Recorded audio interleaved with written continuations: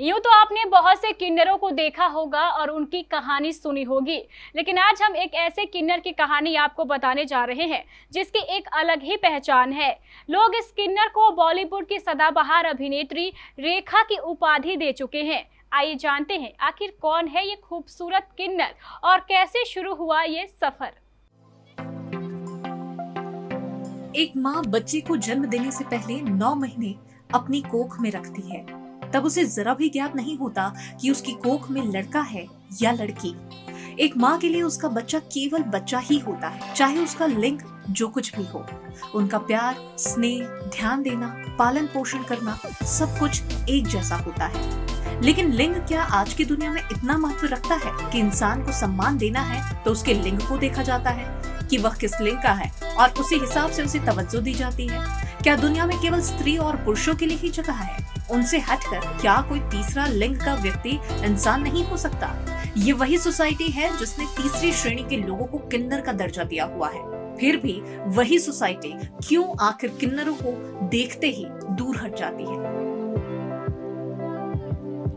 आज हम आपको एक ऐसे किन्नर के बारे में बताने जा रहे हैं जिसे पहचान तो मिल गई, पर अब तक उसे रहने के लिए एक फ्लैट या घर नहीं मिल पाया है।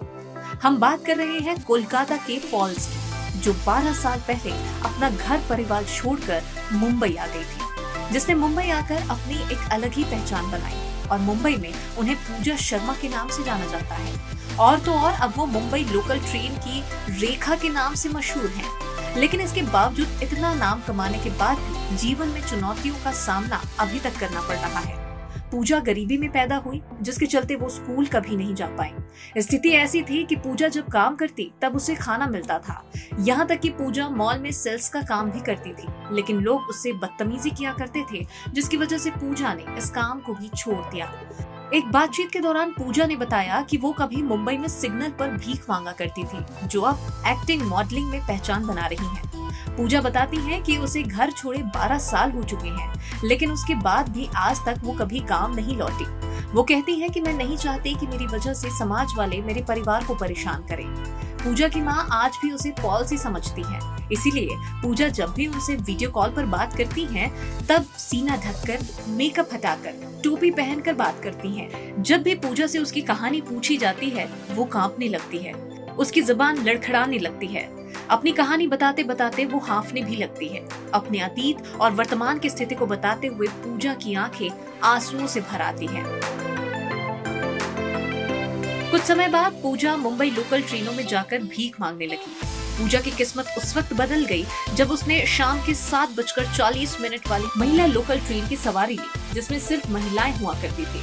उसमें उसने भीख मांगना शुरू किया। जब पूजा ट्रेन में जाती तो बॉलीवुड एक्ट्रेस रेखा के स्टाइल में पूरे गेटअप के साथ जाती थी, तो उनकी स्टाइल और ड्रेस को देखकर हर कोई हैरान हो जाता था। ट्रेन में बैठी महिलाओं को लगता था कि वो किसी सीरियल सिनेमा मॉडलिंग की शूटिंग करने जा रही है, पर जैसे ही वो पैसे मांगने को हाथ फैलाती, लोग चौंक जाते। Puja lady special Mumbai local train में रेखा स्टाइल में डांस किया करती थी, जिसका एक बार किसी ने वीडियो बनाया और वायरल कर दिया। इसके बाद से उसे एक्टिंग मॉडलिंग इंडस्ट्री में पहचान मिली। इसी के कुछ दिनों बाद पूजा को एक दिन बॉलीवुड की मशहूर एक्ट्रेस माधुरी दीक्षित का फोन आया, लेकिन तब उसे लगा कि कोई मजाक कर रहा है, लेकिन वो हकीकत था। तब उसे कलर्स में आने वाले रियलिटी शो डांस दीवाने 3 के लिए बुलाया गया था। अब पूजा के पास कई नेशनल और इंटरनेशनल फोटोशूट, वेब सीरीज के प्रोजेक्ट हैं। आपको बता दें कि इस वक्त पूजा ओहो जयपुर के फैशन ब्रांड की ब्रांड एम्बेसडर है। लेकिन इतना सब कुछ होने के बावजूद पूजा को मुंबई में रहने के लिए आज तक एक अपना खुद का आशियाना नहीं मिल पाया है।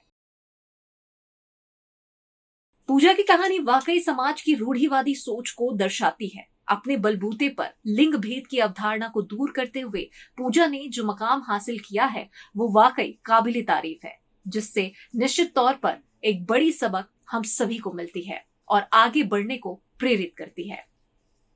इसी तरह की और भी रोचक और ढेर सारे दिलचस्प खबरों के लिए आप बने रहिए केबीसी न्यूज के साथ।